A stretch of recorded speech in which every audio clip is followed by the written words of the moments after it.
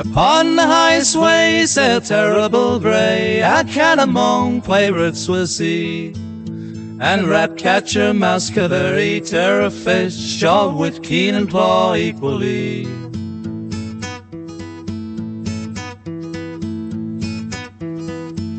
Now terrible grey had a temper, they say, so foul it could curdle the sea, and he'd meet your heart stare with a terrible glare and the caustic remark so witty. And terrible grey on a hot August day was as hot and as mad as could be. Cats seldom have fun in the glare of the sun, with their fur constant wet from the sea. 'Twas only by chance that a swabbie's mock stance brought him too near to terrible grey, who scarce in the mood to forbear with the rude, with a swat sent the lad on his way. Now that his partnered whap was but barely a tap to a cat with such moods here brittle, not much to discuss, nor to put up a fuss, for it ne'er he drew blood but a little. But the swabbie did howl, and in language most foul rained curse on the cat and the world, to the cheer of the crew with a shrug at this spew, till the cat turned his back and recurled.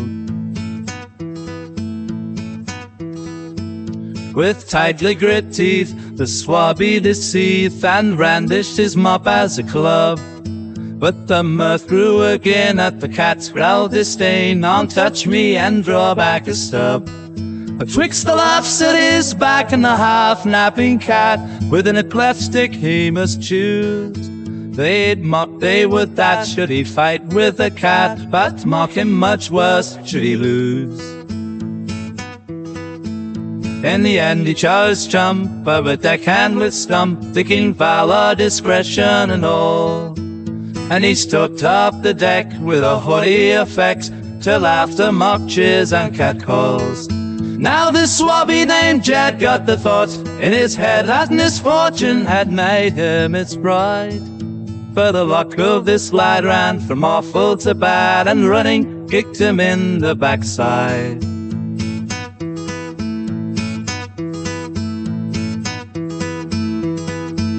There's some sort of sauce for this malignant force, and that plagues me so's the swabbie Jed.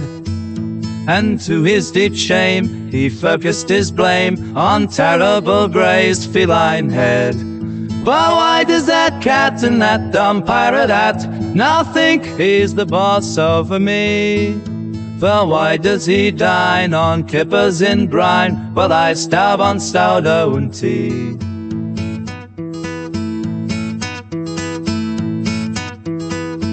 And things have to change on this saltwater range, and change in the favour of Jed. And I do suspect that the course will correct as soon as that feline is dead. But the act can't be done with a sword or a gun, no, a heroic act it must be. For cats have 9 lives and I've not enough knives, and not enough poison for tea. Should I strike with an axe a procession of whacks, you might succeed eventually, but I can't be too sure I won't damage the floor, 'cause axes be like that they be.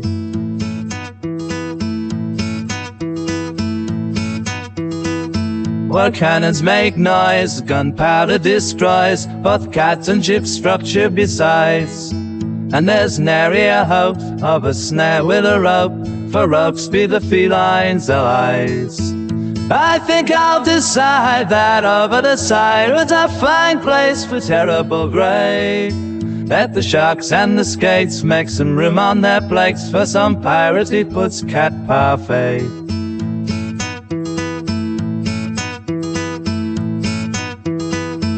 On watch on the deck when the moon was a speck, he acted according to plan.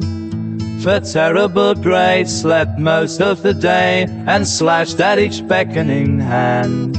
But at night when it came he would rise to proclaim, "Ah, the night be me time to carouse." and prowl every nook with a hungry look for a rat or a roach or a mouse. And when I am sated, 'tis then I am fated to make of myself a watchfire.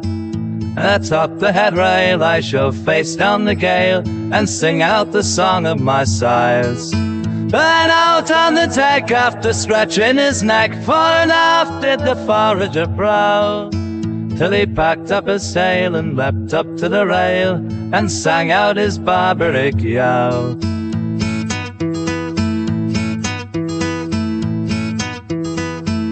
But oh, dreadful fate, Jed was lying in wait, and he sprang upon terrible Grey, and quick as a wink pitched him over the brink, and stood midst the night and the spray.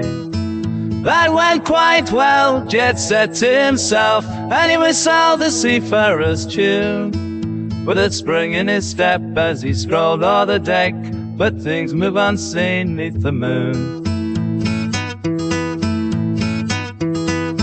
He stood watching the sea, thinking about what could be, and now that his rival was gone, he'd reach for the skies, in ranks he would rise, but things move unseen for the dawn. And as Jed stood and grinned in the sea's altered wind, he heard an old guttering growl. Then a voice in the night spoke unseen out of sight, "Ah, Jed, ye have done me a foul."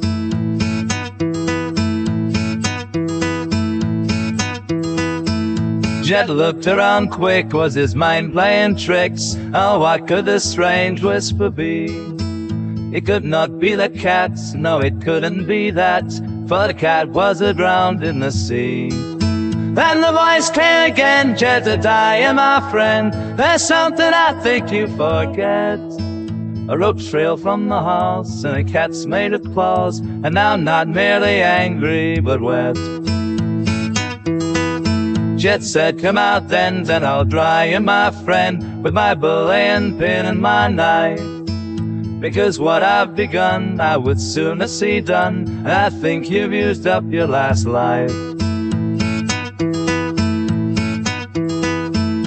The voice on the breeze laughed with ominous ease, "I'd a confident man, don't you be? With claret you're filled, and when claret is spilled, in the end you'll be wetter than me." "Come out then," said Jed, "come out there," he said, "come face me right here on the deck.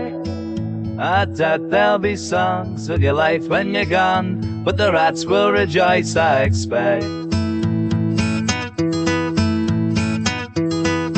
From the dark came a snort, a grim laughing retort, "Oh, Jeddy, a cat hunts by stealth.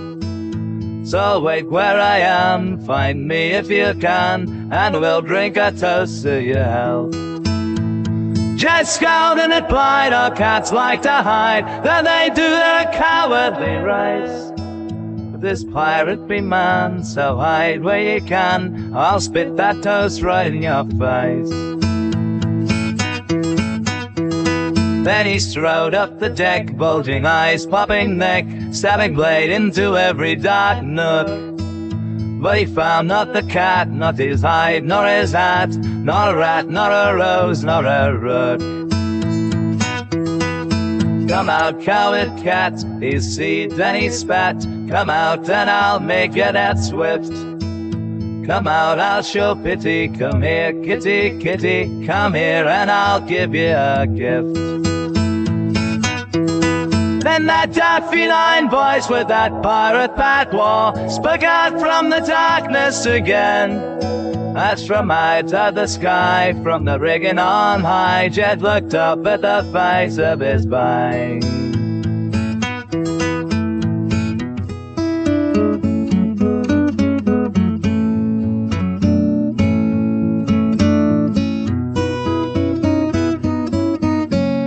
Jed the cat grinned, your frustrated chagrin is a sound all the sweeter than wine.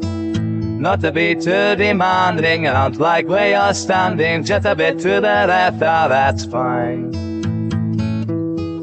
With the sound of imprinting, they commenced to descending, a pulley of weight near to Jed. Let's suppose yet was blessed, for it struck on his chest, elsewise would have took off his head. But alas, where he stood was simply no good, such precarity warned his intent. He was too near the rail, like some daredevil gale, and over that railing he went. To the rail like a flash, just in time for the splash, sprang triumphant, terrible grey. That sorrowful luck, but sure I yelled duck, but 'twas lost midst the wind and the spray. But hadn't a jet just recall what I said of those wet trailing ropes from the hearse? Reach out, be not shy, snag them as he drift by. Alas, I forgot you've no belong.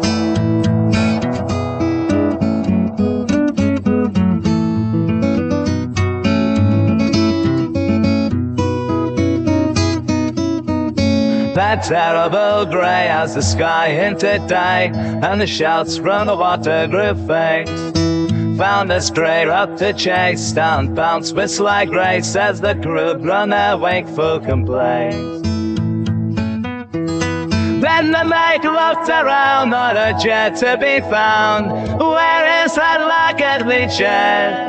And the grey cat replied, he went over the side, and I think it is time I was fed. Sing high to the day and to terrible grey, oh terrible grey we do sing. A cat without fear and the row of such fear, that the pirates all made him their king. Yes, the pirates all made him their king.